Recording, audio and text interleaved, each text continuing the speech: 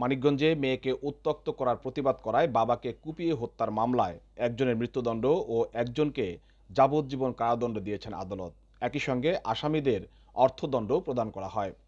বুধবার দুপুরে জেলার হরিরামপুর উপজেলার মাচাইন গ্রামের আলোচিত বিল্লাল হোসেন হত্যা মামলার রায়ে এই আদেশ দেন মানিকগঞ্জের অতিরিক্ত দায়রা জজ সাবিনা ইয়াসমিন। মৃত্যুদণ্ডপ্রাপ্ত আসামি হলেন হরিরামপুর উপজেলার দক্ষিণ খানপুর গ্রামের একলাস মাতব্বরের ছেলে পারভেজ হোসেন ওরফে সুমন। মামলার রায়ে একই গ্রামের শহীদ ব্যাপারীর ছেলে আলিমকে যাবজ্জীবন কারাদণ্ড দিয়েছেন আদালত। রায় ঘোষণার সময় আসামিরা আদালতে উপস্থিত ছিলেন।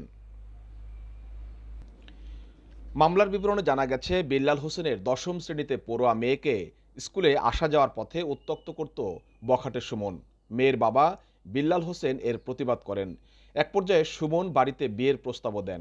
এই প্রস্তাব প্রত্যাখ্যান করেছিলেন সুমনের পরিবার। এতেই ক্ষিপ্ত হয়ে 2016 সালের 2 নভেম্বর রাতে আসামিরা মাচাইন বাজার এলাকায় বিল্লাল হোসেনকে কুপিয়ে হত্যা করে। দোকান থেকে নির্ধারিত সময়ে বাড়ি না ফিরে আসায় খোঁজাখুঁজির পর মধ্যরাতে রাস্তার পাশে ইছামতি নদী পারে তার মরদেহ পান স্বজনরা। এই ঘটনায় নিহতের স্ত্রী বাদী হয়ে থানায় 4 জনের নামে মামলা দায়ের করেন।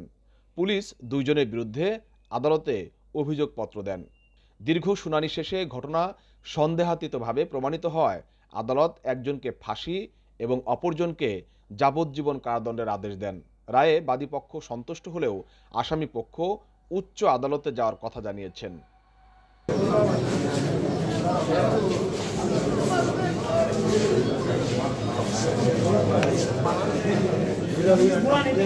এই মামলায় আমার আসামি আলিমের পক্ষে রাষ্ট্রপক্ষ উপস্থাপন করতে পারে নাই। তথাপিও বিজ্ঞ আদালত এই আসামিকে যাবজ্জীবন কারাদণ্ড, 10,000 টাকা, 30,000 টাকা জরিমানা এবং 201 ধারায় আরও 6 মাসের কারাদণ্ড এবং 10,000 টাকা যে অর্থদণ্ড করেছে। এই আদেশটা সঠিক হয়নি।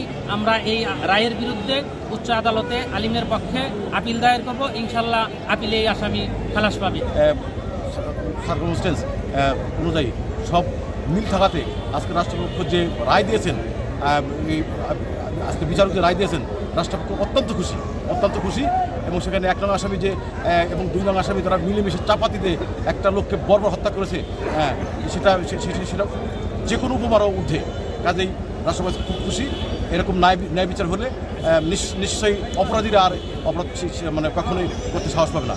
1 নম্বর আসামি সুমনকে দিয়েছে মৃত্যুদণ্ড, আর 2 নম্বর আসামি আলিম তাকে দিয়েছে যাবজ্জীবন। মামলাটা কি মামলা ছিল? এটা একটা হত্যা মামলা ছিল।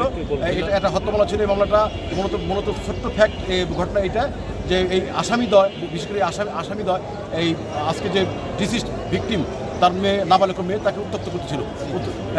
তার নাম শাবনুল আক্তার স্মৃতি। তাকে উত্ত্যক্ত করার প্রতিবাদ